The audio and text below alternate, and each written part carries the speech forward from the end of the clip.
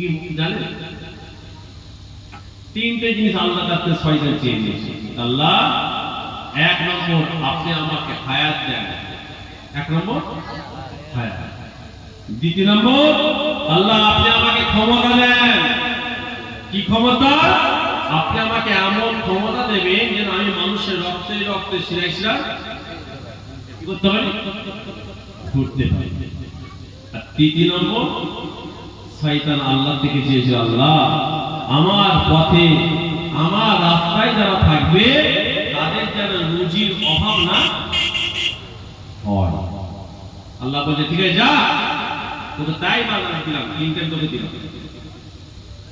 ভাইজান এবার আপনারা বলেন তিনটে জিনিসের মধ্যে আমাদের কাছে শয়তান দেখে কেমন বিরাজ করেছে। আমাদের মধ্যে অহংকার আছে না নাই, তাকাব্বুরি আছে না নাই? কিন্তু হাদিস পাকের মধ্যে পাওয়া যায় আল্লাহ নবী পরিষ্কার জানিয়ে দিলেন যাদের মধ্যে অহংকারের খুশবু থাকবে, যাদের মধ্যে অহংকারের খুশবু থাকবে আমার রাসূলুল্লাহ পরিষ্কার জানিয়ে দিলেন সে জান্নাতের খুশবু পাবে না।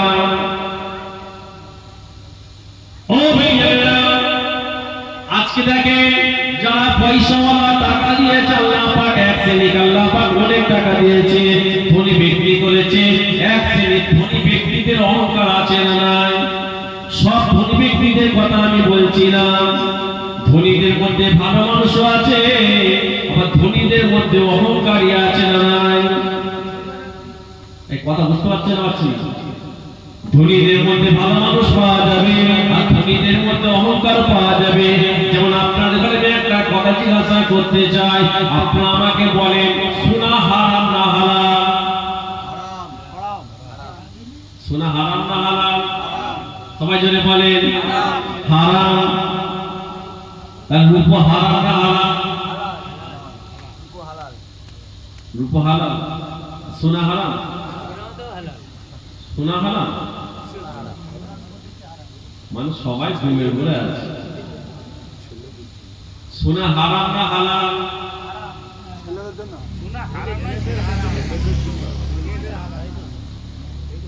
কি হলো এরকম হচ্ছে ভাইরা? আমি মহাতাব আপনাদের ঘরে জিজ্ঞাসা করলাম, আমি তো এটা জিজ্ঞাসা করলাম না যে সোনা কাদের জন্য হারাম, আমি শুধু জিজ্ঞাসা করেছিলাম সোনা হারাম না হালাল? সোনা যদি হারাম হয় তাহলে আপনার আমার বাড়িতে সোনা আছে না নাই? তাহলে হারাম জিনিস কেন রেখেছে? না না, ব্যবহারের উপর নির্ভর করে ভাইজান। ছেলেদের জন্য সোনা পরা হারাম, ছেলেদের জন্য সোনাটা হারাম, কিন্তু মেয়েদের জন্য সোনাটা হারাম নয়। রূপটা মেয়েদের জন্য হারাম না হালাল? ঠিক জানেন ওদের ডাক ঠিকঠাক আছে আর ওদের জ্বালা ওদের সাথে লাইট মারছে কি দেবো কে মারছে বলো? গুণ ভাবছে আমাদের চোখে কে লাইট কি একবার তুলসী আল্লাহুম্মা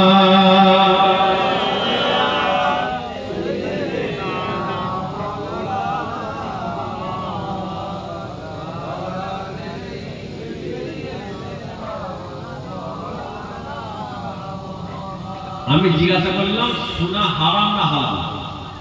আপনারা সবাই এক বলে বলে দিলেন সোনা হারাম। না, সোনা হারাম নয়, সোনা ছেলেদের জন্য ব্যবহার করা হারাম। ভাইদের ভালো করে বোঝার চেষ্টা করবে আমি মহাতাব আপনাদের ঘরে কি বোঝাতে চাইছিলাম। সোনা হারাম না হালাল? সোনা ছেলেদের জন্য ব্যবহার করা হারাম, কিন্তু যদি কোনো ছেলে সোনার আংটি করে পরে তাহলে সোনাটা পরা হারাম না হালাল? হারাম। কিন্তু যদি কোনো ছেলে একটা সোনার একটা কয়েন নিয়েছে, কয়েনটা পকেটের মধ্যে রেখে দিয়েছে, বাজারে যাবে বিক্রি করতে কিংবা নিজের বাড়িতে যাবে, সেই মুহূর্তে সোনাটা তার কাছে রাখা হারাম না হালাল? সোনা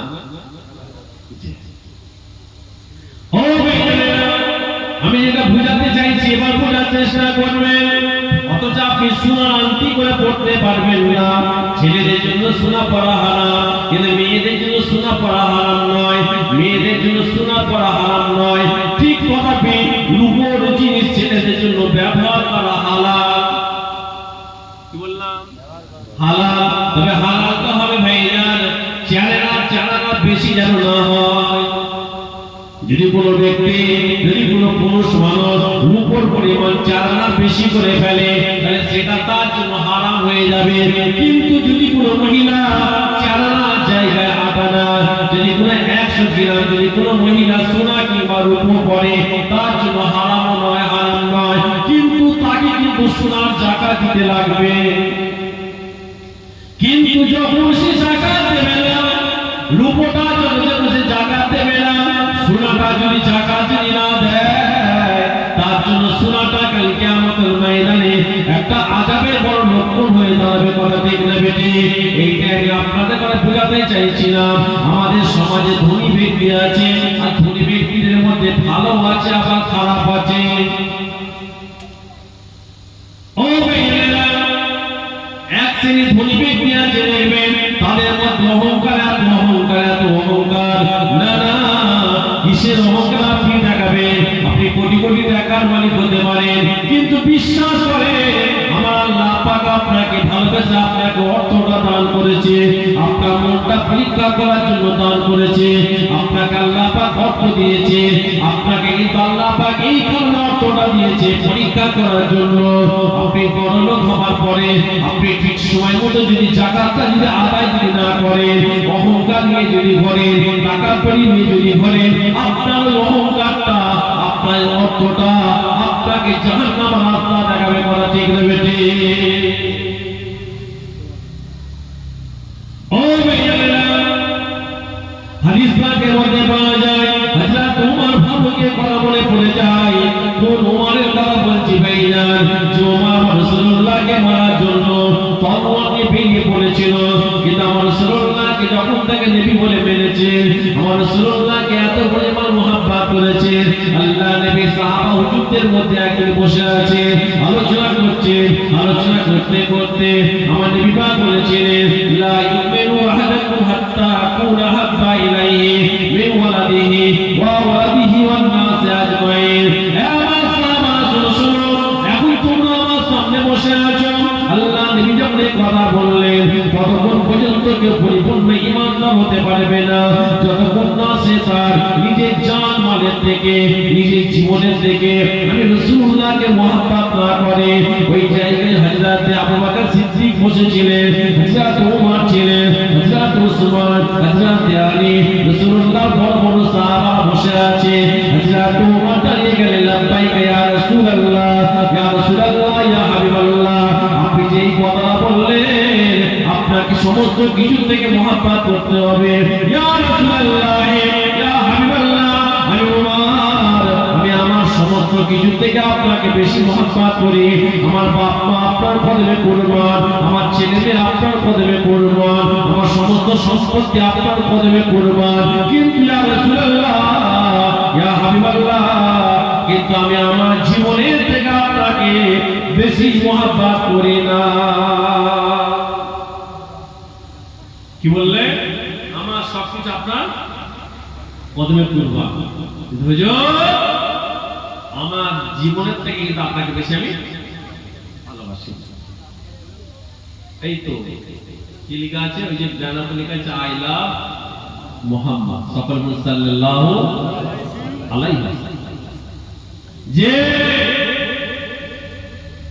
হতে পারে ওটা একটা নাম আমার রাসূলুল্লাহ, ওই নামের মধ্যে আমার ঈমান। এই কথা ঠিক না ঠিক? হ্যাঁ, একটা উত্তর বলেছে, একটা আমার ভাই নবী দিবস উপলক্ষে একটা ব্যানার টাঙিয়েছিল, ঢোকার চেষ্টা করেছে।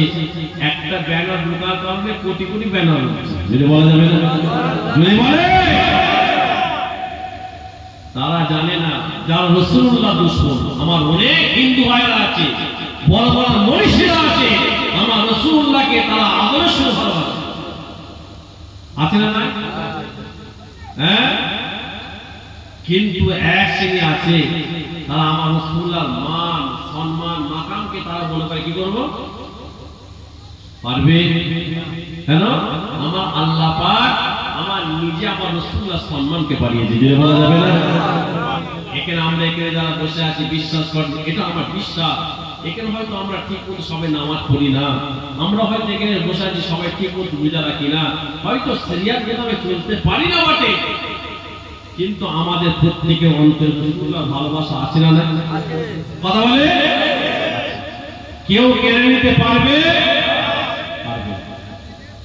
আমার রাসূলুল্লাহ যদি আমার আগে একটু বলে, এই কল্যাণপুরে তুই আমার জন্য জানটা দে, খোদার কসম আমার বিশ্বাস এক সেকেন্ড দেরি হবে না। কথা ঠিক নেবে?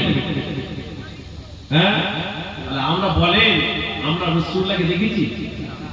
আর নবী পাককে না দেখে যদি এত ভালোবাসি, নবী পাককে না দেখে যদি আমাদের মধ্যে এত ভালোবাসা, আমার রাসূলুল্লাহকে সাহাবা হুজুরা দেখে কেন পাগল হবে না? হ্যাঁ, একদিন রাসূলুল্লাহ আলোচনা করছে, একটা সাহাবা একদম সে একটা গুণে বসে আছে মসজিদে নববীর বারান্দায় বসে বসে কাঁদছে। আপনারা জানেন, খালি এসেছে বলে বলছে কাঁদছে। নবী পাক ফলো করলেন, কি আবার কাঁদছে কেন? জিজ্ঞেস কি সুন্দর রাসূলুল্লাহর ভাষা। নবী পাকের কাছে এসে দাঁড়িয়ে গেলেন, কিতাব এসে দাঁড়িয়ে কাঁদছে, কি হলো কাঁদছে কেন? বিশ্বাস করেন, আমি যখন আপনার কাছ থেকে চলে যাই, সংসারে জ্বালা আমাকে টেনে নিয়ে যায়, পেট আমাকে টেনে নিয়ে চলে যায়, বাড়িতে আমার ছেলে মেয়ে বিয়ে বাচ্চা আছে, তাদের মুখে আঘাত তোলার জন্য আপনার দরবার থেকে চলে যায়। চলে যাওয়ার পরে আমার এত কষ্ট হয়, আমি থাকতে পারি না। আমি থাকতে না পেরে আবার দৌড়ে দৌড়ে আপনার দরবারে এসে আপনার নুরানি চেহারাটা দেখার সঙ্গে সঙ্গে আমার কষ্টটা সেকেন্ডের মধ্যে বন্ধ হয়ে যায়। বলা যাবে না? জান করে বলে তাহলে কাঁদছে কেন? হুজুর আজকে বসে বসে আমার একটা কথা মনে পড়েছে। কি কথা?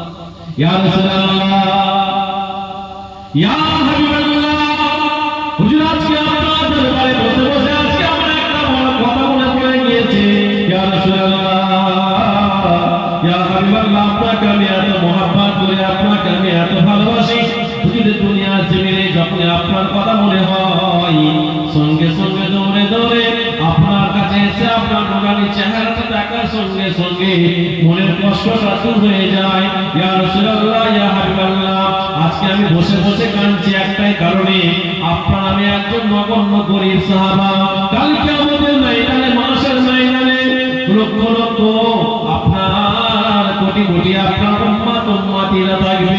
ইয়া রাসূলুল্লাহ, ইয়া হাবিবাল্লাহ, কালকে আমাদের ময়দানে, মাশার ময়দানে আপনার বড় বড় সাহাবা, হযরত আবু বকরের মতো সাহাবা, হযরত ওমরের মতো সাহাবা, হযরত উসমানের মতো সাহাবা, হযরত আলীর মতো সাহাবা, হযরত হুযায়ফার মতো সাহাবা, হযরত আবু হুরায়রার মতো সাহাবা, হযরত মুসা সালির মতো সাহাবা, ইয়া রাসূলুল্লাহ, ইয়া হাবিবাল্লাহ, বড় বড় সাহাবা আপনার কাছে থাকবে।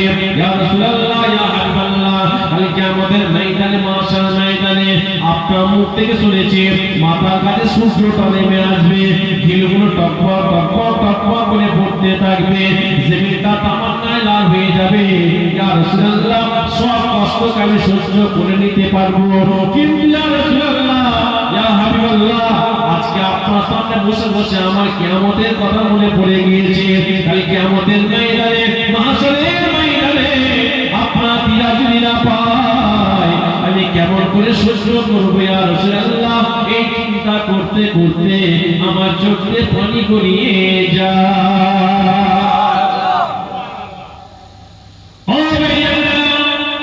আল্লাহ নবী ওই সময়তে উপস্থিত সাহাবাদের লক্ষ্য করে বলেছিলেন, আমি রাসূলুল্লাহ শুধু একা ভালোবাসা নিই না গো, আমি রাসূলুল্লাহ তোমাদের মহব্বত করি। বিশ্বাস করো, কাল কিয়ামতের ময়দানে, মাশারের ময়দানে আমি রাসূলুল্লাহকে যারা সত্যিকারের মহব্বত করবে, আমি রাসূলুল্লাহকে যারা সত্যিকারের প্যার করবে, আল্লাহ নবী দুটো হাত তুলে আঙুলটা তুলে দেখিয়েছিলেন। এই যে যেমন দুটো আঙুল দেখতে পাচ্ছ, পাশাপাশি যেমন দেখতে পাচ্ছ, কাল কিয়ামতের ময়দানে, মাশারের ময়দানে আমি রাসূলুল্লাহ আমার এই সমস্ত মহব্বতের উম্মতদের আমি রাসূলুল্লাহ দুটো আঙুলের ন্যায় পাশাপাশি থাকবে। রাখিবো। সুবহানাল্লাহ। ও কল্যাণপুরের মানুষেরা বিশ্বাস করে আজকে তার নমুনা হচ্ছে আজকে যে আপনারা ব্যানারের উপরে আই লাভ মুহাম্মদ সাল্লাল্লাহু আলাইহি ওয়াসাল্লাম লিখেছে, এটা একটা বড় নমুনা। কেননা আমরা আমার রাসূলুল্লাহকে এত মহব্বত করে, আমরা আমাদের রাসূলুল্লাহকে এত ভালোবাসি, যে বুক চিরে দেখাবার হতো, বুক চিরে দেখি আমরা বুঝিয়ে দিতাম, দুনিয়ার দুশ্মনের বলে দেখিয়ে দিতাম যে আমাদের প্রত্যেকটা রক্তের ফোঁটার মধ্যে একটাই নাম, সেটা হলো মুহাম্মদ রাসূলুল্লাহ। ঠিক না বেটি? আল্লাহ নবী সাহাবাদের নিয়ে বসে আছেন, হাদিস পাকের মধ্যে পাওয়া যায় আমার রাসূলুল্লাহ ঈমান সম্পর্কে আলোচনা করছেন। ঈমান সম্পর্কে আলোচনা করতে করতে বলেছিলেন, তোমরা কি বলতে পারবে সবথেকে কাদের ঈমান মজবুত বলতে পারবে? ঈমান সম্পর্কে আলোচনা করতে করতে নবী পাক বলছে, আপনারা ঘুম পাচ্ছেন না? নারে তাকবীর। আপনাদের অসুবিধা হচ্ছে? আমি কি দোয়া করে দেবো? হ্যাঁ হ্যাঁ, যদি বলে শেষ করে দেবো। কেন? সবাই তো চাইবে শেষ করে দেবে, সবাই হাফ প্যান্ট করে ছেড়ে দিয়ে চলে গেছে, আমি এখানে একা ফুল প্যান্ট করবো। কথা ঠিক নেই? 1 ঘন্টা হলো আমি বলছি দোয়া করবো, সবাই তো আগে শুনলো 1 ঘন্টা 1 ঘন্টা করেছে। এখন সে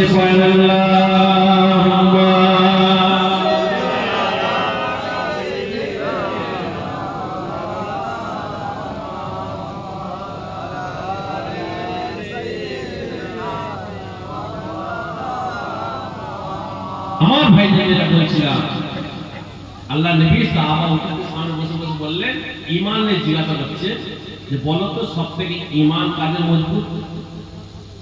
ঈমান কাদের মজবুত? সাহাবা বলছে ইয়া রাসূলুল্লাহ, আল্লাহ আল্লাহ রাসূল অর্থাৎ আপনি বেশি জানেন। যদি বলা যাবে না, যদি বলেন সুবহানাল্লাহ। রাসূলুল্লাহ বললেন ঠিক আছে, কিন্তু আমি তোমাদের মুখ থেকে উত্তরটা শুনতে চাই, আমি তোমাদের মুখ থেকে উত্তরটাকে শুনতে চাই যে ঈমান কাদের মজবুত, এটা তোমাদের কি ধারণা? বলো। ও আমার ভাইয়েরা, জোরেরা, ও মুরব্বিয়ানেরা, মনটা দেন আমার দিকে। রাসূলুল্লাহ যখন হুকুম দিলেন, এক একটা সাহাবা এক এক রকম ব্যাখ্যা করতে লাগলেন। একজন সাহাবা দাঁড়িয়ে গেলেন, ইয়া রাসূলুল্লাহ, ঈমানটা আমাদের সবথেকে বেশি মজবুত। সাহাবা হুজুর বলছে ঈমানটা আমাদের সবথেকে বেশি মজবুত। ও ভাইয়েরা, ও কল্যাণপুরের মানুষেরা, রাসূলুল্লাহ ঘুরিয়ে জিজ্ঞাসা করলেন, কেন ঈমানটা তোমরা তোমাদের মজবুত কি করে বলছো? ওই সময় সাহাবা হুজুর বলেছিলেন, ইয়া রাসূলুল্লাহ, ইয়া হাবিবাল্লাহ, আমরা তো প্রথম ঈমানের ঘরে জন্ম ছিল না, আমাদের জন্মটা তো আযানের ঘরে ছিল না, দ্বীনের ঘরে ছিল না, শরিয়াতের ঘরে ছিল না। আপনি আমাদের ঘরে বলেছেন যে আল্লাহ বলে একজন আছে, আল্লাহ, আমরা আল্লাহকে আল্লাহ বলে মেনে নিয়েছি। আপনি বলেছেন আনা মুহাম্মদ রাসূলুল্লাহ, আমরা তাই মেনে নিয়েছি। আপনি বলেছেন নামাজ পড়তে হবে, আমরা তাই মেনে নিয়েছি। আপনি বলেছেন রোজা রাখতে হবে, আমরা তাই মেনে নিয়েছি। আপনি আমাদের ঘরে বলেছেন যারা সাহেবে নিসাব ধনী ব্যক্তি তাদের হজ করতে হবে, আমরা তাই মেনে নিয়েছি। আপনি বলেছেন সত্য কথা বলতে হবে, আমরা তাই মেনে নিয়েছি। আপনি বলেছেন খারাপ জিনিসটাকে ত্যাগ করতে হবে, আমরা তাই মেনে নিয়েছি। ইয়া রাসূলুল্লাহ, ইয়া হাবিবাল্লাহ, তাহলে আপনার প্রত্যেকটা কথা আমরা মেনে নিয়েছি, অর্থাৎ আমাদের ঈমান মজবুত, অর্থাৎ আমাদের ঈমান। ও ভাইয়েরা, আল্লাহ নবী এবার কি বলছে শুনেন, আমার সাহাবা শুনো, তোমাদের যে উপস্থিত তোমার ভাই যে কথাটা বললো তোমরা কি সবাই সমর্থন করো? সমস্ত সাহাবা বললেন, ইয়া রাসূলুল্লাহ, আমাদের ঈমান মজবুত। ওই সময় বিভাগ বলেছিলেন, তবে শোনো, আমার আখির জামানায় এমন এক উম্মত আসবে যারা আমাকে দেখবে না, কিন্তু আমার কথা কথায় তারা চলবে। যেমন তোমরা আমাকে দেখতে পাচ্ছ, আমি তোমাদের ঘরে নামাজ পড়ার জন্য বলেছি বলে তোমরা নামাজ পড়ছো, আমি তোমাদের ঘরে রোজা রাখার জন্য বলেছি বলে তোমরা রোজা রাখছো, আমি তোমাদের ঘরে হজ করার জন্য বলেছি বলে হজ করছো, আমি তোমাদের ঘরে সত্য কথা বলতে বলেছি বলে সত্য কথা বলছো, আমি তোমাদের ঘরে খারাপ থেকে দূরে থাকতে বলেছি বলে খারাপ থেকে দূরে থাকছো। তবে তোমরা আমাকে দেখতে পেয়েছো, কিন্তু আখিরি জামানায় আমার উম্মতিরা তারা তো আমাকে দেখবে না, তারা তো আমাকে দেখবে না। আজকের কথাগুলো তাদের কাছে পৌঁছে যাবে, তারা আমাকে দেখবে না, তথাপি কিন্তু তারা এক বাক্যে আমি রাসূলুল্লাহর কথাগুলো মেনে নেবে, আমি রাসূলুল্লাহর কথা মোতাবেক আমল করবে। তোমাদের থেকে আমার আখির জামানা উম্মতদের ঈমানটা আমি রাসূলুল্লাহ বলে গেলাম বেশি মজবুত। যে ইবাদত হচ্ছে যে আমার ঈমান বেশি মজবুত, কারণ তারা আমাকে দেখবে না, তবে আমার কথাই তারা কি করবে? আমল করবে। আচ্ছা, আমরা নেই পাকে দেখেছি রাসূলুল্লাহর কথা পর্যন্ত আমাদের ঈমান আছে না নাই? হ্যাঁ, আজ থেকে 1500 বছর এমন এক ব্যক্তি আমাদের ঘরে যা বলে গেলেন, আমার নবী পাক আমাদের ঘরে যা নির্দেশ দিলেন, যেগুলো করতে বললেন, এটা মানা করলেন, যারা এই মোতাবেক চলবে, আমার রাসূলুল্লাহ বলেছে কিয়ামতের ময়দানে দুটো আগুন যেমন পাশাপাশি আছে, আমি রাসূলুল্লাহ কিয়ামতের ময়দানে দুটো আগুনের ন্যায় তাকে নিয়ে কিয়ামতের ময়দানে দাঁড়িয়ে থাকবো। জোরে বলেন, জোরে বলেন। তাহলে বলে রাসূল যেখানে থাকবে সেখানে যদি আমরা জায়গা না পাই, এতে কপাল খারাপ আছে। এখানে যারা বসে আছে, আমাদের অনেকে বাপ মারা গেছে, অনেকের মা চলে গেছে, অনেকের দাদু, অনেকের দাদি, অনেকের নানা নানি সব চলে গেছে, না যায়? ঠিক আমরাও কিন্তু একদিন সব কবরে চলে যাব। খোদার কসম বলছি, বিশ্বাস করেন, এই যে বসে আছি এটাই কিন্তু আশ্চর্য কথা, মরে যাবে এটা কিন্তু আশ্চর্য কথা নয়। অর্থাৎ আসল জীবন হচ্ছে আখিরাতের জীবন, আর আসল জীবন যদি পরিপূর্ণ করতে চান, আল্লাহ আল্লাহ রাসূল যদি খুশি করতে চায়, তাহলে আপনাকে আমাকে আল্লাহ আল্লাহ রাসূলের হুকুম মোতাবেক কি করতে হবে? চলতে হবে। কিন্তু আমরা চলছি বলেন, বলেন একটু বলেন, আমরা চলছি? তাহলে আমরা যখন বুঝতে পারছি যে আমরা চলছি না, তাহলে এর থেকে বড় পাপী আর হতে পারে কি? আমি জানি মদ খাওয়া হারাম, আপনি জানেন মদ খাওয়া হারাম, তাহলে মদ খাওয়া যখন হারাম আপনি আমি জানি, তারপরও যখন খাচ্ছি এর থেকে বড় গুনাহগার কি হতে পারে? কথা বুঝতে পারছেন না? আমি জানি, আপনিও জানেন যে মিথ্যা কথা বলা হচ্ছে মুনাফিকের একটা আলামত, আর আমার রাসূলুল্লাহ বলছে যাদের মুনাফিকের আলামত থাকবে তাদের জন্য আল্লাহ পাক জাহান্নামে সবথেকে নিকৃষ্ট জায়গা হাবিয়া করছে। তারপরও কিন্তু আমরা মিথ্যা কথা বলি না, বলি না? কথা বলবেন, মিথ্যা কথা বলাটা যেন কোনো ব্যাপার নয় আমরা মনে করি। কথাই কথাই মিথ্যা কথা, কথাই কথাই মিথ্যা কথা। এই কোথায় আছিস রে? আচ্ছা, হয়তো চায়ের দোকানে। এই তো আমি ঘরে বসে আছি। কি হলো এটা? মিথ্যা হলো, সত্য হলো? কোথায় আছিস রে? হয়তো সে কথা বলছি দোকানে বসে আছে, বলছি আমি এই কলকাতায় এত আমার কাজ এসেছি। আমার রাসূলুল্লাহ বলছে যারা মিথ্যা কথা বলে তাদের মধ্যে মুনাফিকের কয়েকটা আলামত, তার মধ্যে মিথ্যা কথা বলা আলামত।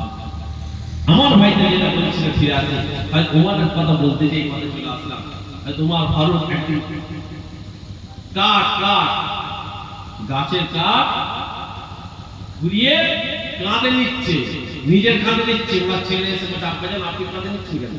ওই সময় হাজি তোমার ফারুক খলিফা, কি হাজি তোমার ফারুক এই সময় খলিফা, দেশের প্রধান।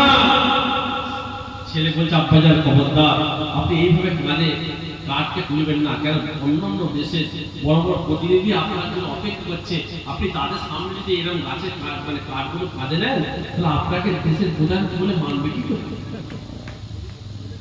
ও আমার ভাইজানেরা,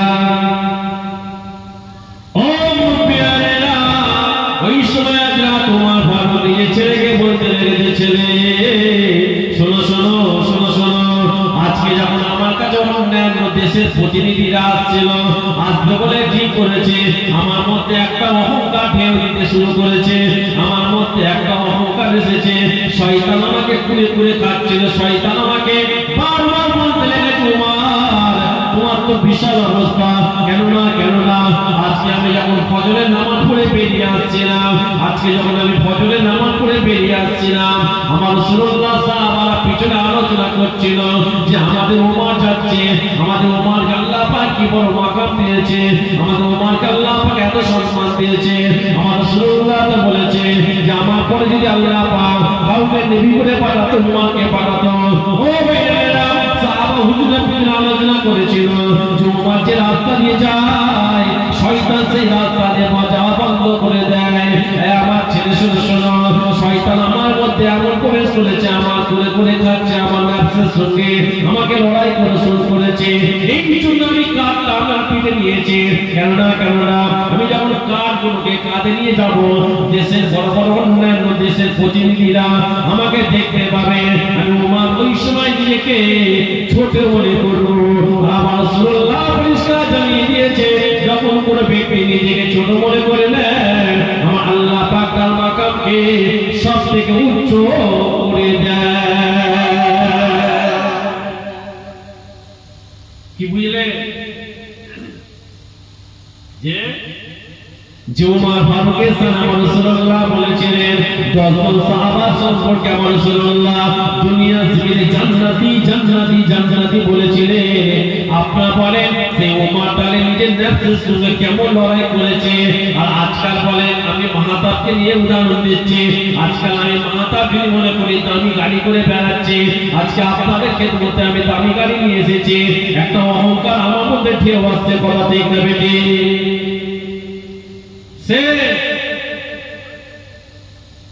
আমার নানা যান আশিক রাসূল ছোট হুজুর পীর কিবলাকে আপনারা অনেকে দেখেছেন কি জানি না, দেখেছেন?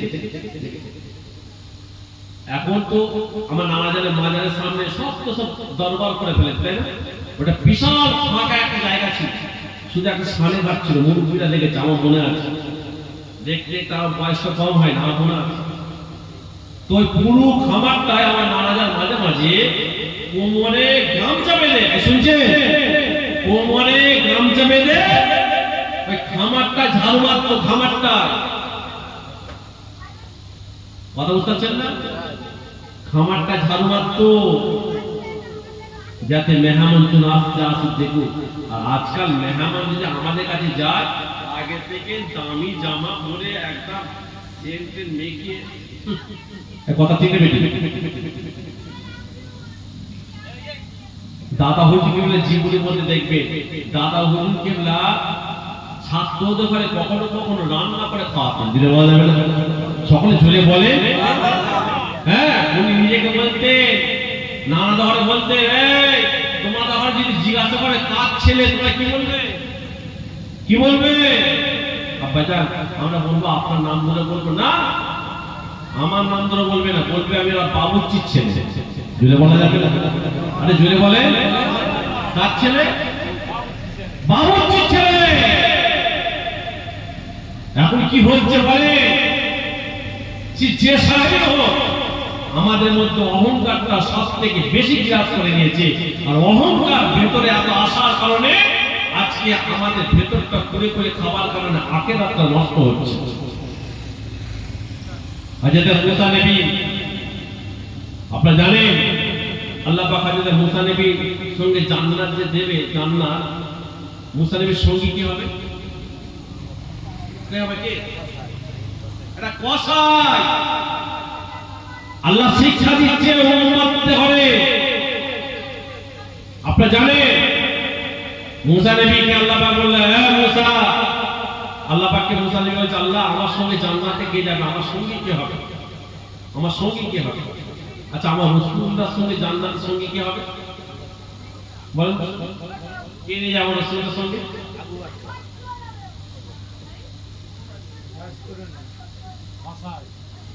না, আমার রাসূলুল্লাহ কথা বলছে। হযরত বিলাল হাফসি, ঠোঁট উল্টা ছিল, গায়ের রং কয়লার থেকে কালো, কথা তোতলা, খুন্নে ছিলেন, খুন্নে বলেন তো, খুন্নে ছিলেন।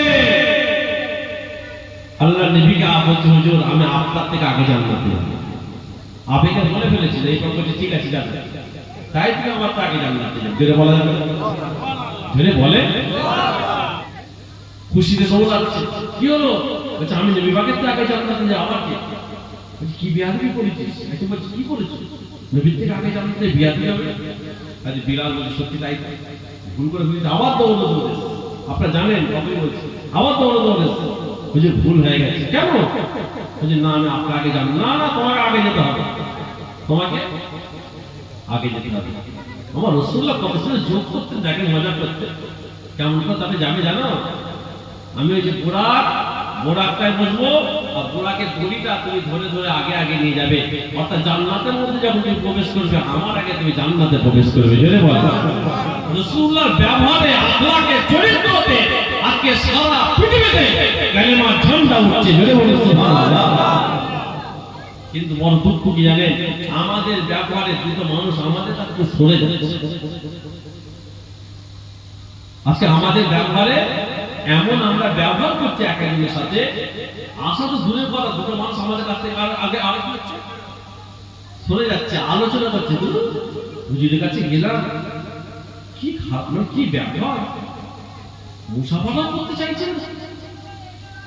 এই জন্য কবি বলছে, আগুনের পরশে লোহা গলে যায়, মানবের মন বলে মিষ্টি ভাষা। আগুনের তাপে লোহা ধরলে লোহাটা কি হয়ে যাবে? গলে যাবে।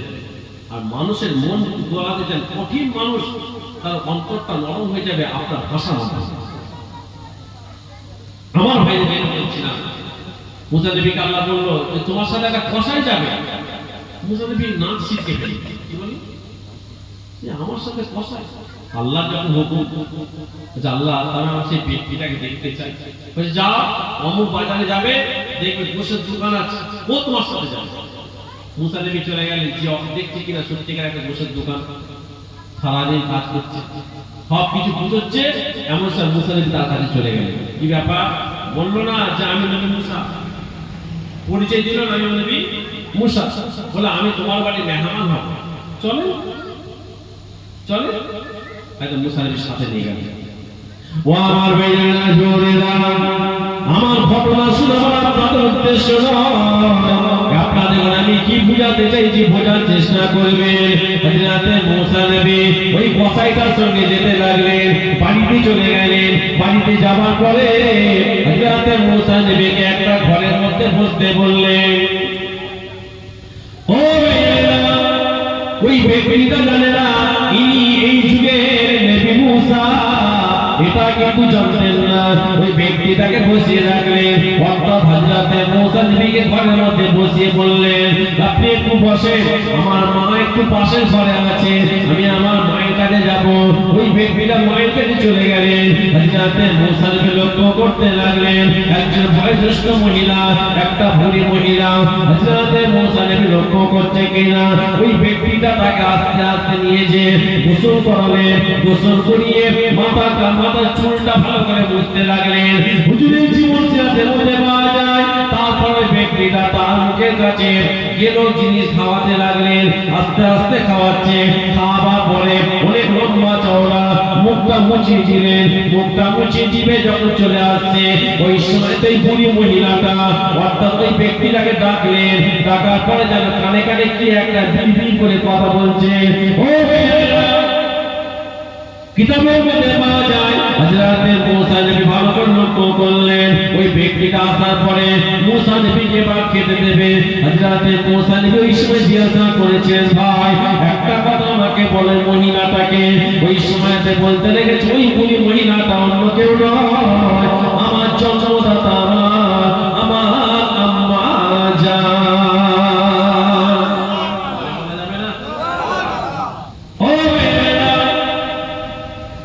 ওই সময় হযরত মুসা নবী জিজ্ঞাসা করতে লেগেছে, বলো বলো, আমি তো দেখতে পাচ্ছিলাম তুমি গোসল করালে, আমি দেখতে পাচ্ছিলাম তুমি তাকে খাওয়ালে, কিন্তু যখন তুমি চলে আসছিলে তোমার কানে কানে যেন একটা কি কথা বলছিল, ওই কথা তো আমি শুনতে পেলাম না। ওই সময়তে ওই ব্যক্তি বলতে লেগেছে ওই কথা বাদ দেন, ওই কথাটা বাদ দেন। বলছে না, বাদ দেওয়া যাবে না। কি বলছে বলো? বলে আমার মায়ের কথা বাদ দেন, আমার মা এমন একটা আমার জন্য দোয়া চায় যে দোয়াটা কবুল হওয়া সম্ভব নয়। ও মেয়েরা, হযরত মুসা নবীর মনের মধ্যে আরো কৌতূহল জেগে উঠলো, কি দোয়া চাই বলো, কি দোয়া চাই? ওই সময়তে বলতে লেগেছে আমার আম্মা জান আমার জন্য দোয়া চায়, এই ছেলে তুই আমার খেদমত করছিস, আমি তোর উপরে রাজি হয়ে আছি, আমি তোর উপরে খুশি হয়ে আছি, আমি আল্লাহ তোর জন্য দোয়া চাই। আমার আল্লাহ পাক যেন এই জামানার নবী মুসার সঙ্গে তোকে যেন আল্লাহ জান্নাত নসিব করে দেয়। আরো বলেন সুবহানাল্লাহ। এখান থেকে একটা কথা পরিষ্কার হয়ে গেল, আল্লাহ পাক মা বাপের কি সম্মান দিয়েছে, আল্লাহ পাক মা বাপের কি ইজ্জত দিয়েছে। ও যুবকেরা যারা এখানে বসে আছো, তোমাদের বাড়িতে অনেক বাপ মা আছে, খবরদার খবরদার, বুড়ো হয়ে গেছে বলে মনে করো না যে বুড়ো, তোমার মা বুড়ি হয়ে গিয়েছে বলে মনে করো না বুড়ি, না না না। আমার রাসূলুল্লাহ বলতে লেগেছে যদি তুমি জান্নাত পেতে চাও, তোমার বাড়িতে তোমার জন্য জান্নাত আছে, যদি তুমি জাহান্নাম খুঁজতে চাও তোমার বাড়িতে জাহান্নাম বসে আছে। কেন না সাহাবা হুজুরা জিজ্ঞাসা করেছেন ইয়া রাসূলুল্লাহ, জান্নাত বাড়িতে জাহান্নাম বাড়িতে কিছু ব্যাপারটা বুঝতে পারলাম না।